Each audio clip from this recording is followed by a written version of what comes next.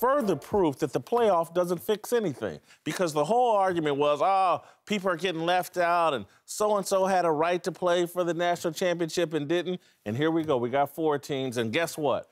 Michigan is probably going to get left out of the playoff system, and they should be in. But they should have a chance to prove themselves. Well, I mean, here's the reality, though. Why do we have wild card teams in professional sports? To expand the interest. College football's become a bad movie. You have a bad movie? Yeah. They butcher the beginning, and they butcher the end. And there's never been a great movie, despite the plot, the actors, with a bad beginning and a bad end. The first 2 to 3 weeks are overwhelmingly team scheduling wins, getting on the phone and dialing up Citadel.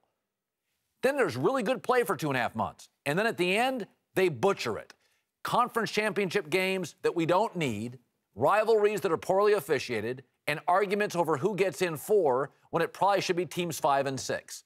You can't tell me it's a great movie. Gone with the Wind didn't butcher the first 9 and the last 13 minutes. Well, first of all, you're talking about scripted things that you can control what's going to happen. That Michigan-Ohio State game was scripted. Well, no, I didn't. I said the officials were incompetent and biased. But listen, you're talking about you can control that.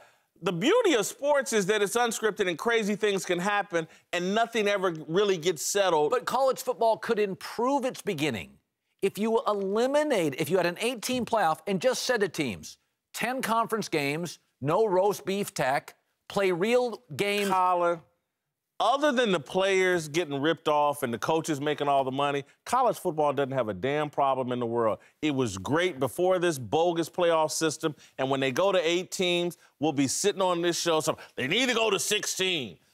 Western Michigan got screwed.